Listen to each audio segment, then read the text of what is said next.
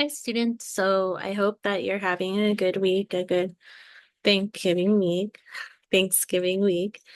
Um, and for me, I'm loath to give this lecture online because it's, book 10, which I think is really important, and I kind of have been looking forward to hearing you guys talk about it, um, and hearing your insights. So I'll do the best I can.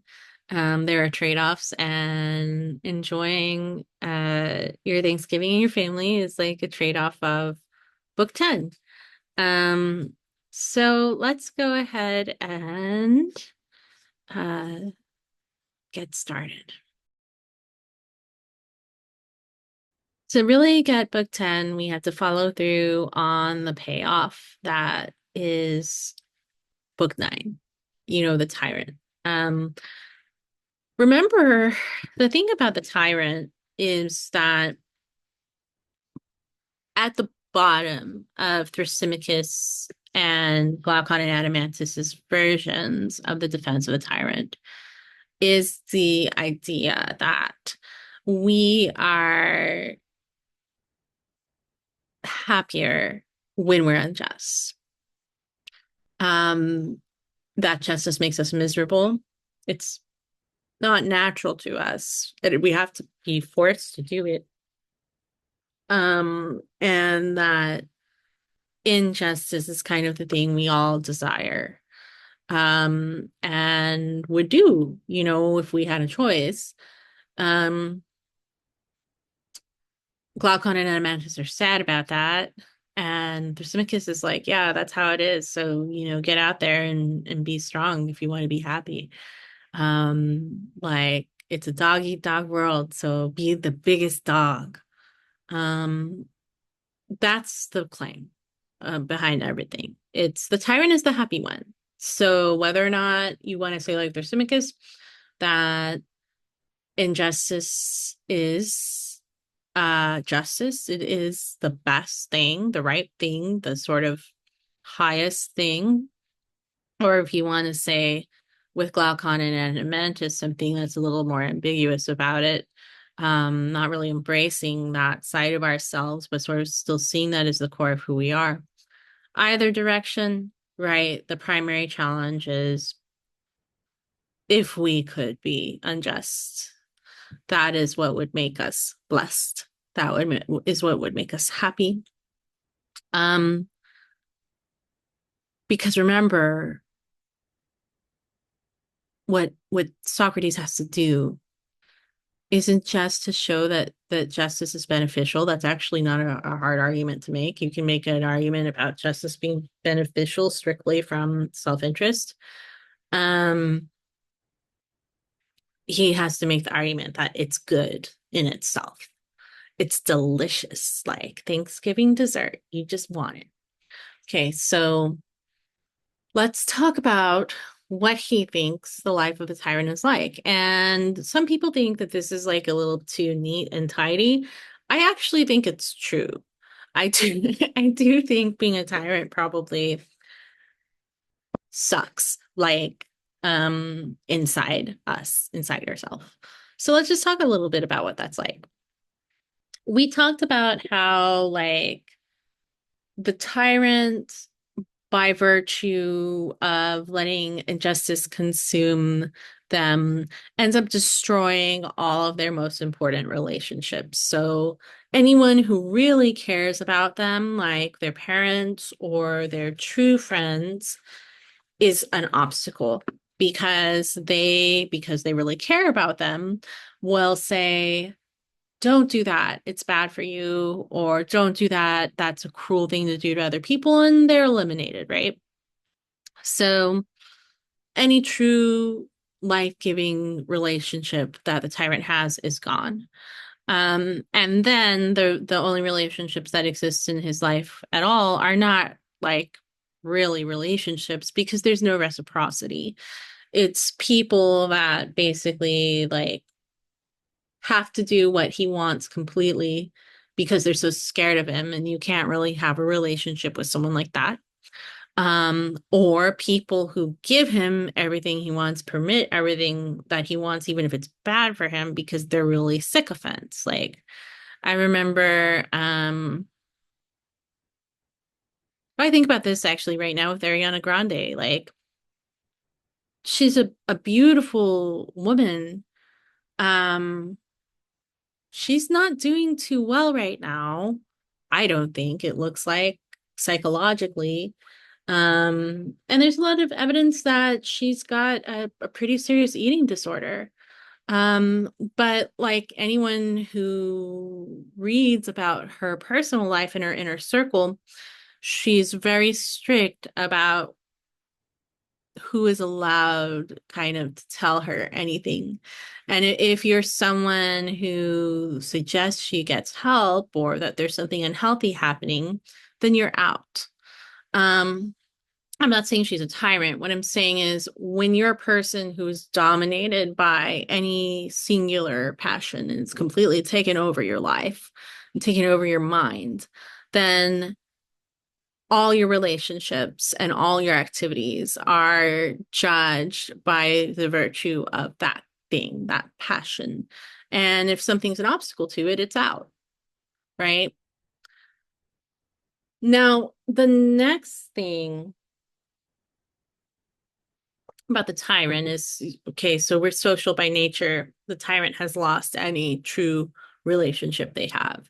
The tyrant also obviously has no kind of positive relation to their subjects. And in that sense, there's some deformity of justice. Um, so you have this relation to the subjects is unjust and kind of vicious and non-existent. Then to go a little further in on the circle of intimacy, friends, you know, similar thing. Any real relationship there that is a part of what is uh, pleasing to our social nature, it's gone. Go another step in, right? Even your parents are, gone. You killed them, actually. Now, in the account of the Greek soul, what's this next step, right? We've gotten citizens, friends, parents. It's yourself, right? That interior space we've talked about. Does a tyrant find any blessing there, any happiness there, um, any peace there? Because in all these other relationships, he doesn't. And the answer is no. His life is a waking nightmare. He says he walks around unsatisfied, unsatisfiable, yet always desiring, paranoid, lonely, and willing to do anything to fulfill sort of this gaping hole of desire they have in themselves. It almost sounds like an addiction. Um, Remember that the portrait of the tyrant here is really a psychological one. It's the idea of someone who any freedom that they had inside, which that freedom comes from the correct relationship between reason, thumos, and appetites, any freedom that someone had in their self, right? Uh, which is an important condition for happiness and enjoyment, um, and choice, it's eliminated because there's some one passion that's basically in the driver's seat of all the other parts of the human. And it's consumed that person's identity, basically. Um, that's very similar to addiction. We've heard about people who they become addicted to a drug or alcohol or any other. I mean, there's a number of addictions you can have that aren't substance abuse related ones. And everything about their life they think of in terms of their addiction. The way they schedule their day, the job that they work, their relationships, their hobbies. When someone's in the thralls of addiction, everything is determined by their drug of choice. And we've heard accounts, or we've endured accounts where we see how much the addicted person changes, right? They can do things that we never thought they'd be capable of. Um, a lot of times people talk about an addict that they love as the person that they were before is dead. They're gone, and there's this new person who will do anything to get their fix, right? Even hurt you, right, to get their fix. This is just not what you knew of the person before the drug. Okay. They're out of control. And that's what the tyrant is like. Okay. They're kind of they're out of control. They're out of the driver's seat. And there's this thing that's driving them. And that's their sort of limitless need to consume. Um, the tyrant is driven by their appetites entirely. Um, they don't have a chance to reflect and say, maybe that wouldn't be such a good thing to pursue, or maybe that will be destructive to someone I love, or maybe that really won't make me happy in the end. They don't have that space. They desire and then they act. They desire and then they act. And when they consume, their desire is still not satisfied. So it just moves to a new thing, new fix. And in this way, uh, Plato thinks you can call the tyrant the most wretched of men. They're not free because unlimited license, which is what a tyrant has, they could do anything technically, their word is law.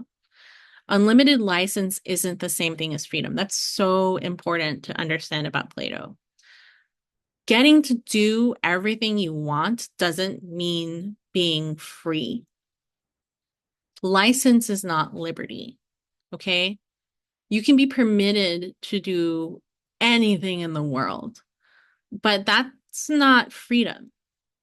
If those things aren't good for you, right? It's like, well, I'm permitted to go and stab 1 million people to death. Like, do we call that freedom? On a very unsophisticated understanding, I guess you could, but do any of us really think that's what it means to be free? Um, Freedom for Plato is the freedom to face your reality and to try to respond to it, right? It's not to live in delusions. It's the freedom to see what is true and act accordingly. Um, the tyrant is also not truly wealthy because, while on the one hand, they're technically wealthy, they're also always wanting for things. So it's sort of like their wealth has not actually changed anything for them because it hasn't stopped their need, right? And in fact, they're kind of more compelled by their need to consume than ever. They're not secure because they're always afraid. Can you really be secure when you're always afraid? Let's say that you're physically safe, but inside you're always scared. Will we describe that as security? No, we wouldn't, right?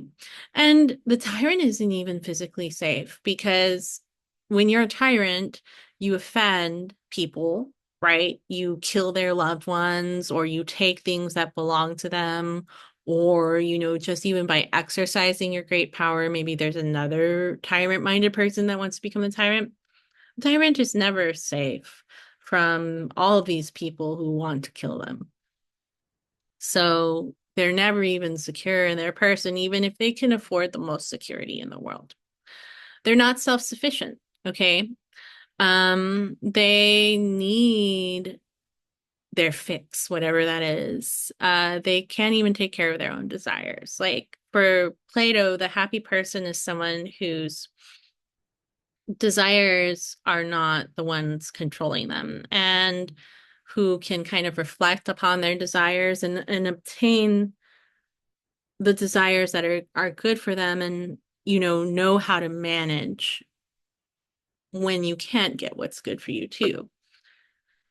But the tyrant, they have ceaseless desire primarily. That's their characteristic that is kind of the takeaway. And they can't ever satisfy it. So they're always in the state of frustration. He is a slave to his desire. And so you have this paradox where the person who has unlimited license, which again is not freedom, but if you wanted to call unlimited license political freedom, um, they have all of that. They can do anything they want and call it the law. And yet somehow, instead of being free, they are a slave, meaning they have no agency, no choice. Every decision is made for them. Made for them by what? By their desires, by their appetites. There's another point on this slide that I want to hit, that I think is important because it kind of takes us to another aspect of the psychology of the tyrant. Um, so remember how the oligarch is driven by their necessary appetites, like food and shelter and money, to obtain those things. Okay, then you go down another step, and the Democrat is driven by the unnecessary desires, that are like, I mean, in a lot of ways, sex is a good one to use here, right? It's things you don't, or you're not going to die without, but that are kind of strictly about pleasure. Um, so then what's the tyrant driven by? Well, he's driven by another level of the unnecessary appetites.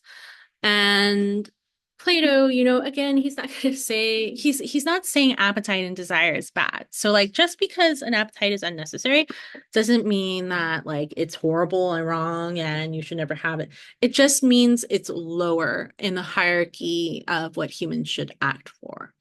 It's something to enjoy in the right way at the right time. You can do that, right? With some of the unnecessary appetites. Like, but you can never enjoy the species of unnecessary appetite that animates the tyrant in the right way at the right time because it's a totally different kind, right? That we're talking about. The line that the tyrant's life is a waking nightmare should have stood out to you because it's like, okay, so they've lost all of these different relationships, they're alone, they're paranoid. I get how that could be that how that could be that their life's a waking nightmare. But the key to that statement has a lot more to do. It goes to another level when you understand what the unnecessary appetites are. The unnecessary appetites get broken up into lawful and lawless. And the lawless ones are the ones that drive the tyrant. So pleasure, like we said, the question about the lawful unnecessary appetites isn't if they're good or bad. They're not necessarily one or the other thing in itself. It's situational and it's about moderation. The lawless appetites that are unnecessary are always bad. They're never good and they're always damaging. They're very destructive.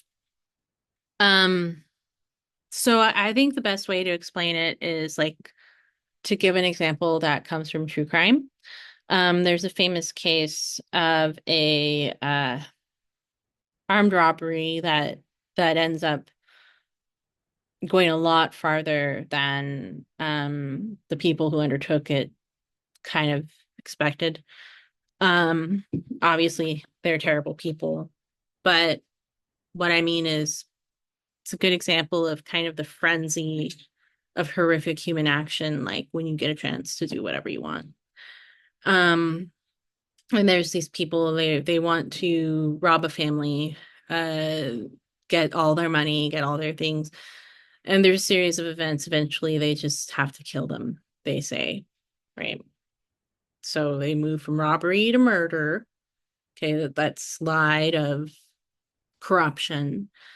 Um, One of the things that set up the murder or set off the robbery is that one of the killers saw the young underage daughter, like I don't even know if she was a teenager yet, in the store with the mom in the grocery store. And that's part of why they chose that family. He ends up in trigger warning, attacking her, attacking all of them. And he ties them to their bed to do it. And then to sort of get rid of the evidence, he burns down the house and he burns them alive and they die after being attacked um, by burning to death, being, you know, secured to their beds by these people as they escape. And it's horrific. I'm not telling you because I like to tell you horrific things. I'm telling you because of the broader story, right? Of the psychology of the tyrant. So, okay, first, this person comes in and they say, I'm going to commit a robbery. This team of people. Very quickly, they move from the robbery to rape to murder. Tyrants are never in control of their passion, and the nature of engaging in unlawful appetites is to go on a downhill slide. Once you start, you don't really have a boundary. Um, that man that did that, one of the two, you know, they're of course convicted, and when it comes time for sentencing, this one, he wanted to be sentenced to death. He told his lawyer that he did not want the death penalty. He didn't want to be defended from that. And there's kind of a normal appeal, a routine appeal that happens in every death penalty case. He didn't want to do it. And he said, well, why? Why don't you want to do it? Is it like regret, self-loathing, whatever, say I deserve this? And that wasn't what it was. What it was is that the man who did these terrible things, when he was asleep, he dreamed of the horrible things he did. And when he was awake, in his mind, there's a constant tape playing of the horror of those moments and the suffering, to the point where in his sleep he cannot escape that evil and the fact that he did that evil, even. But when he's awake, he cannot either, right? When he's supposed to have full control of his mind, it's like a constant condemnation of these memories. He can never have peace. He can never run away from it. He can never compartmentalize it. And he described his life as a waking nightmare. And that's why he wanted to die. He said, if I'm awake, then I live with what I did and these vivid, horrific images and sounds. And if I'm asleep, I live with what I did and these vivid, horrific images and sounds. And so I want to die. That is what Plato means when he says, my life is a waking night, or the tyrant says their life is a waking nightmare. They have no moment without horror. Um, and so death starts to look welcome. Now, you can use the psychology of the tyrant and the regime of the tyrant, right? Obviously, to get to the ultimate proof against Thrasymachus. The tyrant is destroyed. The tyrant ultimately would rather be dead if they go to the full extent of the madness of their passions, the full extent of injustice. These are three versions of the proofs of why the tyrant is the unhappiest of men and the just man is the happiest. Let's look at 586a in the Republic. Therefore, if it is pleasant to become full of what is by nature suitable, that which is more really full of things that are more, that which is really full of things that are more, would cause one to enjoy true pleasure more really and truly, while what partakes in things that are less would be less truly and surely full, and would partake in a pleasure less trustworthy and less true. So that's kind of a nice uh rule to keep in mind for these proofs. This is like an analog. It's not identical, but it might help illustrate what the quotation is saying. So, you know how like people say when you eat American Chinese food, like you get full really fast, but like in an hour or so you're going to be starving. It's an old joke. So it's like American Chinese food doesn't fill you up.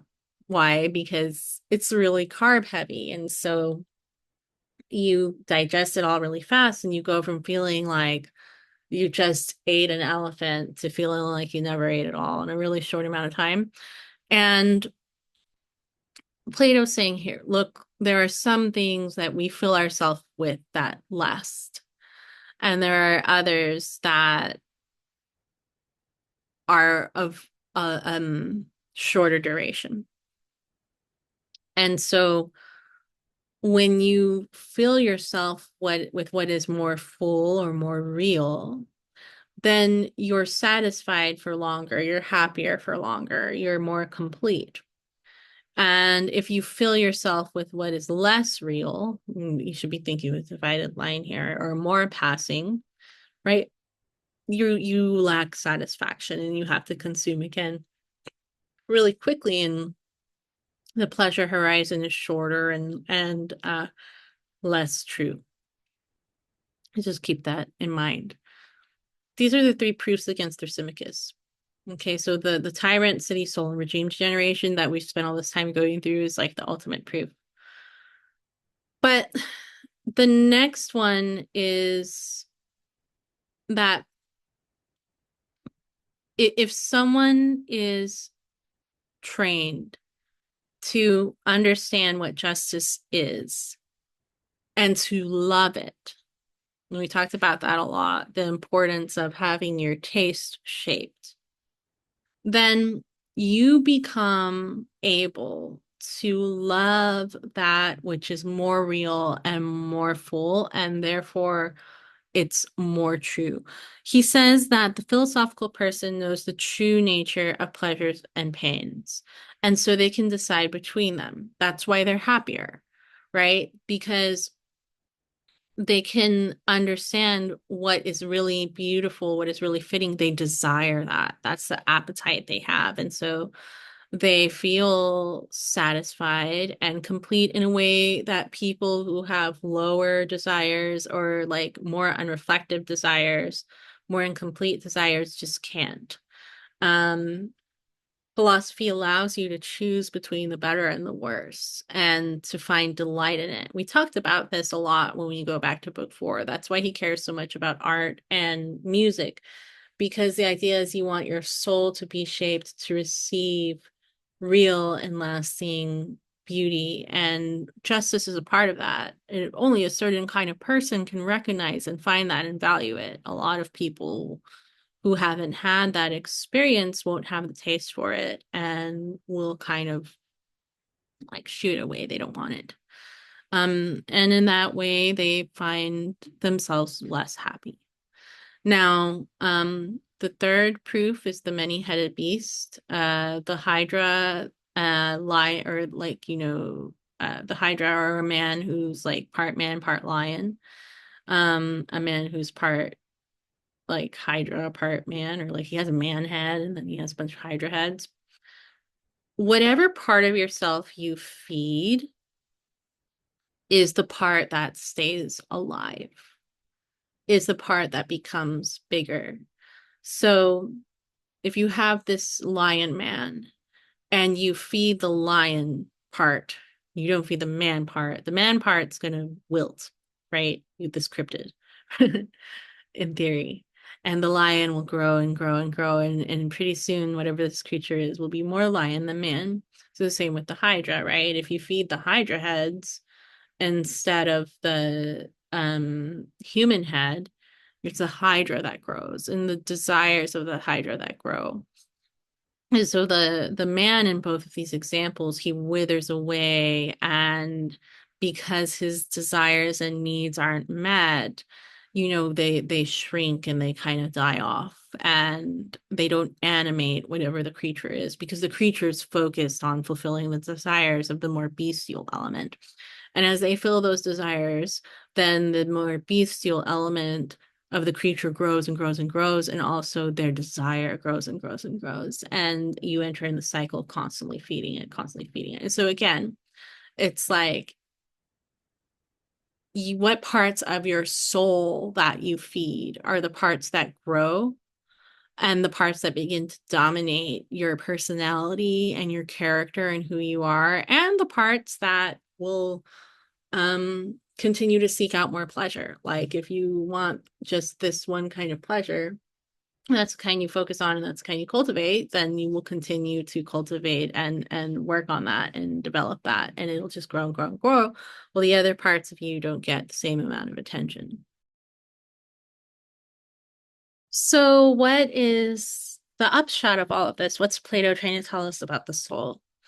He's trying to tell us that there are conditions that make you thrive, um, that make you able to be more truly what you are supposed to be. And these other things, these other species of uh, pleasure that are either immoderate and therefore unjust, or unjust in themselves, they take you away from what you are supposed to be. They take you away from the path to true happiness, and they kind of set you on this path where you will, the parts of you that will make you most alive will wither away and die, is the theory. That's the upshot. And so the question of being a tyrant or the just man, which is better, it depends, he says, on human psychology. And because human psychology is kind of his concern throughout the whole thing, he's able to make this portrait where he can tell us that, and he can show us how being a tyrant is the thing in a way that would be the most miserable way to live. Now we're coming to the last part, which was the most important part, the blueprint in heaven, the myth of Ur. Um, and we've always talked this whole time about, like, how possible is it to be different from your regime or different from the circumstances of your life? Are those basically like a sentence of what life will be like for you, a prophecy of what they will be like for you? Because it sounds at times like that's what he says.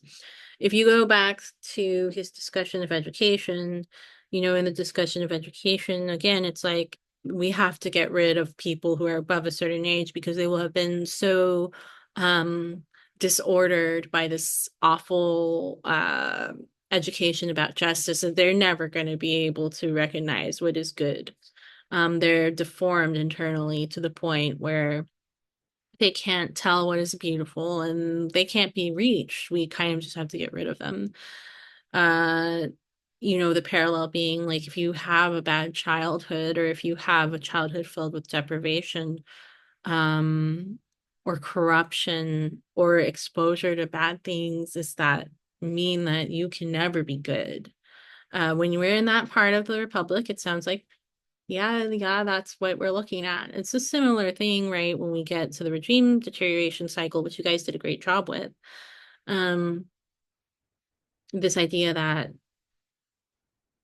well, You are like the soul of the city and the regimes, and you're sort of patterned to it.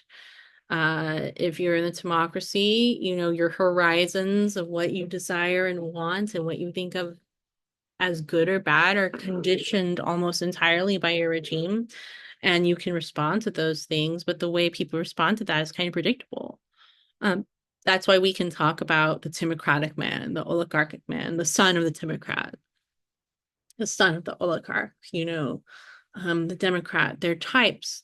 And they're types because when you're young and you're brought up in a regime, you absorb it all like water. You absorb their definitions of good and bad, and you can behave in predictable ways and be impacted in predictable ways. Again, it sounds like there's not a ton of agency. So the question of, can your soul be free enough, right, to rise above what parts of your life are so determined, is an important one. Um, Not just in the Republic, but just for life generally, because it's kind of like, if we are just a product of our environment, all of our meaning in a way is taken away, and you kind of have been dealt the cards you were dealt, and there's no way out. And maybe you're dealt good cards, and then you're set for life, but this is very random. It's about fortune, and that seems just really unfair, really unjust.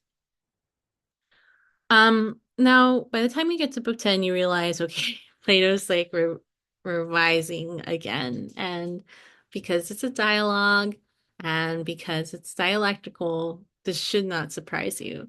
Is it possible to have a soul that's different than your regime? The answer is yes.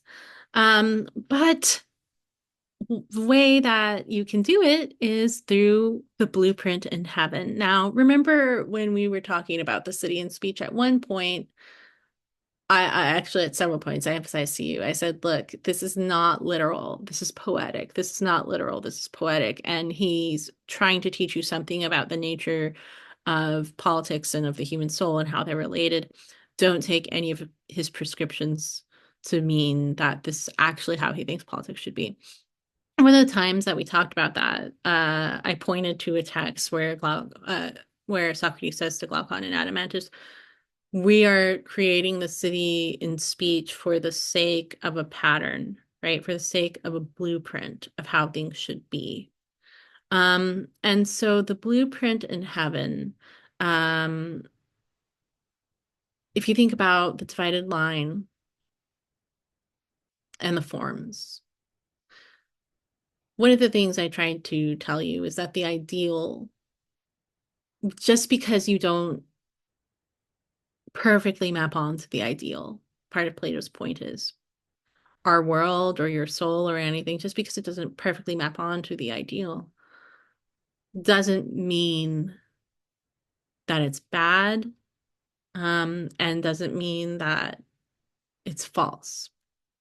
Because of participation, the ideal, in a sense, is something to aim for or that you can partake in. The real will never be the ideal, but it can approximate it and it can come close, and you can taste things of the ideal on earth, right? Just because you don't have the whole of it doesn't mean that you don't have something that is real. It just means something that you have is imperfect.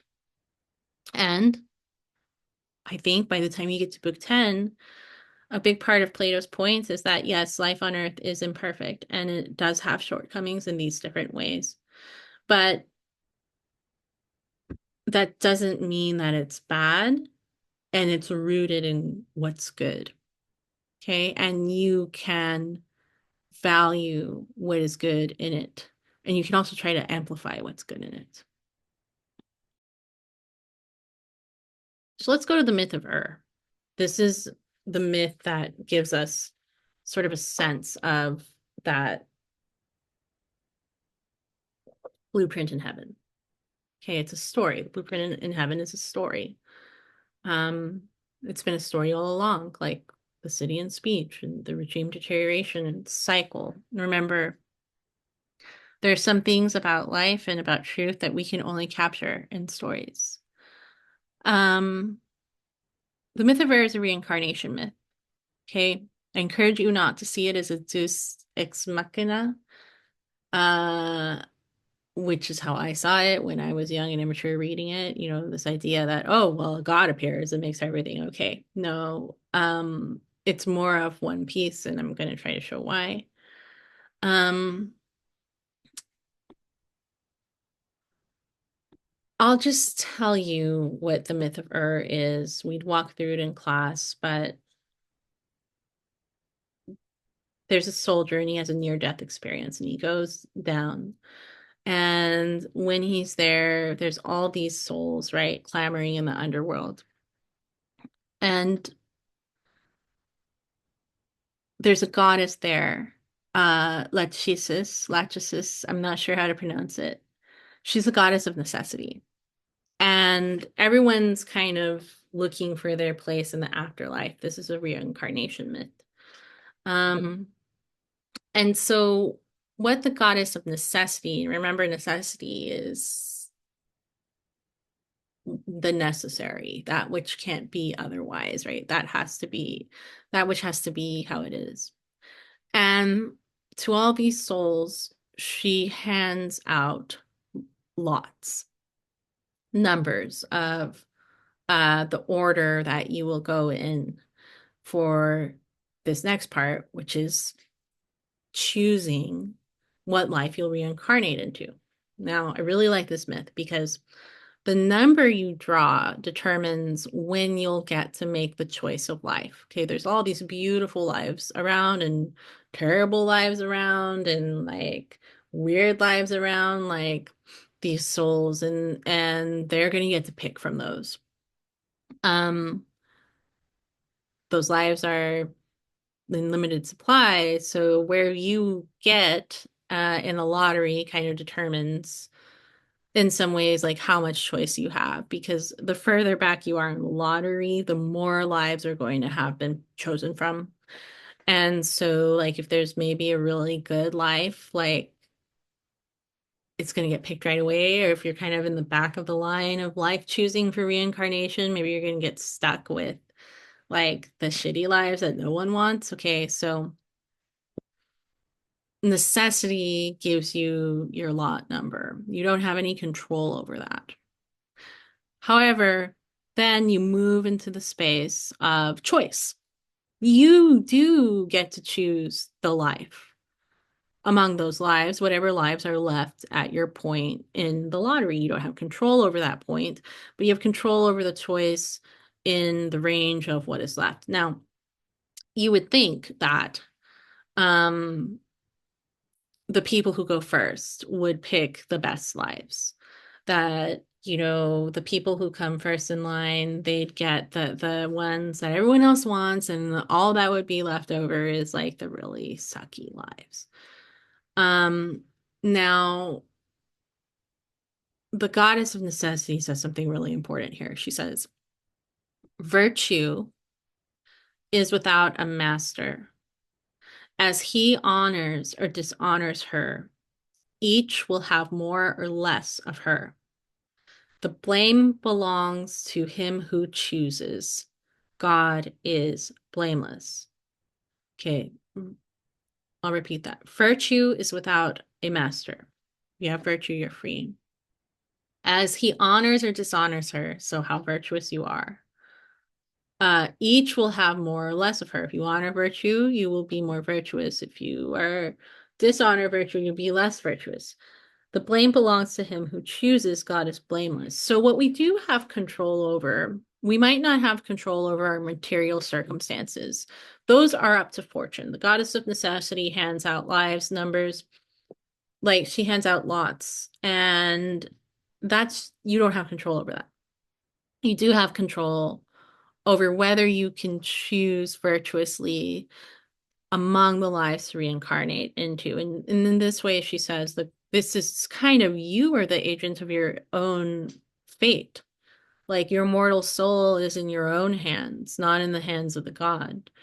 Um, so someone who is not used to being virtuous in life, how are they going to be able to choose a good life? Like, if you have a man on earth who lives like a pig, like who just wants to be fulfilling his appetites all the time. He doesn't think about anything more than food and sex. He's happy to wallow in the mud. He doesn't try to make anyone's life better around him or his own life better. When he gets his chance in the lottery to pick from lives, the pig's life's going to look pretty good to him because that's how he lived when he was on Earth. And so his tastes and his habits have conditioned him for that. So it turns out that um, necessity has an amount of control here, but most of the control is related to the person's choices in their lives and how those choices shaped their hearts and shaped what they love, right? So one of the best lines, one of my favorite lines, is that the person who gets to choose first is a man or a young man from a city from the perfect regime, right? So from the city in speech, the Callipolis, the beautiful city where everything should be harmonious, and he most of all should know what to love and what not to love and have the perfect education and then come in here and be able to choose the right life. Is that what he does? No. He chooses the life of the tyrant. That's what he comes from the best regime, right? Isn't the best regime supposed to make your soul the best? Well, apparently not, because when he got a chance to choose what he wanted, he said, God, the life of tyrant looks so good to me, right? I want to be the man in control. I want to be able to do whatever I want, fuck whoever I want, eat whatever I want, go wherever I want. That is the life I want. The regime he comes from, it was an opportunity that he fumbled. Okay. Necessity, fortune, they gave him this gift of this beautiful regime to live in. And then they gave him this gift of getting to choose, very early on among the souls in the underworld what his next life would be. And he blew both those gifts because he didn't take advantage of the opportunity. Um, I think that's really important. I think that's an extremely important thing. It says specifically in the text, it says, he did not learn from his labors. He did not learn from his life. He did not learn from the blessings of his life or the challenges of his life. And in fact, it seems like maybe because his life was so easy, he never had to actually choose to be good. He was just good because goodness was what was lined up for him, and he didn't love the good. Okay, loving the good involves struggle, it involves conversion, it involves choice. He did none of those things. He had it all handed to him and he couldn't love it because he never had to work for it. Another important figure is Odysseus. In the afterworld, he learns from his mistakes, it turns out, and he chooses the quiet life of a private man. This is another really important passage because it's Plato, I think, trying to redirect the reader to what he really thinks virtue is and what he really thinks a good life is. Odysseus, what was Odysseus's problem? He was restless. He couldn't stay home. He always had to look for something more, look for adventure. And he had a beautiful kingdom, a beautiful wife and son he could have been happy with, but he just wasn't satisfied and he wanted glory. His myth and his character are so important to the Greek people of Plato's time, so it's a big deal. It's very meta of him to have Odysseus be um in this last myth and have him behave this way. He rejects that life he had on Earth for the life that Plato thinks is better, right? Um, the life of the private man with a quiet and happy home with simple tastes and joys and pleasure. not with these expansive things, right? That characterize him in Greek mythology. That's very significant. Um, the last thing I would say is that the myth of kind of gives you a new way also of thinking about courage. Remember, courage is holding on to the right opinion no matter what, even in the face of death. So you have to, when you go to the underworld, if you lived a courageous life and you had the right opinion and you held on to it, then it won't be hard for you when you get there. You won't be dazzled, right, by all of these other things. You'll be able to find the good and right fit for you because you've kind of already become habituated to doing that in your life. Now, potentially, uh, if it looks like how we act in our life determines a lot about our afterlife. The choices we make habituate and condition us, and they shape who we love and what we love, and that is in our hands, right? Um, Plato turns out to be a lot less deterministic than we thought. There is a possibility, though, that if someone lives as a tyrant on Earth, that they kind of have maybe distorted their souls so much to the point that they can't learn from their mistakes, even. Like, the guy who comes from the good city, he never had to labor, so he never had to actually learn how to be good. Odysseus apparently did learn from his labors and may have learned from his mistakes how to be good. So again, for Plato, you can learn from your mistakes. You can learn from your limitations. Um, the tyrant, though, may be so far gone, um, that they cannot. They cannot resist. They have kind of this incurable badness. Is fate really fate in the myth of then? The answer is no. And you should, after the myth of look back in the whole book and wonder what's the relationship between choice and destiny here. Um, Necessity is a condition, but it's not the last word. He says in 619b, even for the man who comes forward last, so he chooses last among the souls, if he chooses intelligently and lives earnestly, a life to content him is laid up. Not a bad life, right? Not a bad life, even if you're less. If you're someone who has learned how to choose well, you will find a happy life. Let the one who begins not be careless about his choice. Let the one who is last not be disheartened. Okay. According to the myth, then who can be happy? And of what quality is this happiness? How happy can a man or woman be on earth? It seems that the person who can be happy is the one who can have an ordered soul so that they can deal with the things that fate and contingency bring them. Okay. Through philosophy, you can find a way to be happy. You can enjoy the good things that are present to you, and you can keep your eye on the true and beautiful things, even in the bad moments. Um, on in an imperfect world, like we inhabit, bliss on Eros on these terms, that's the fullest human extent. That's the fullest you can enjoy that. Um, some sort of joy is possible for most humans on Earth if they choose well. And some sort of joy and hope are possible, right? Even in the midst of suffering. And that suffering doesn't determine you.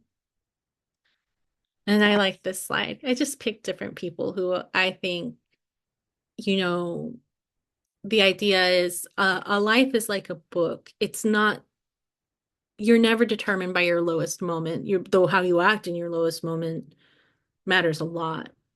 But you're going to have high points and you're going to have low points. And kind of the ordered soul is someone who can walk through that life and act in the right way in the right time. And in that way, you can find happiness, right? Not every moment will be happy.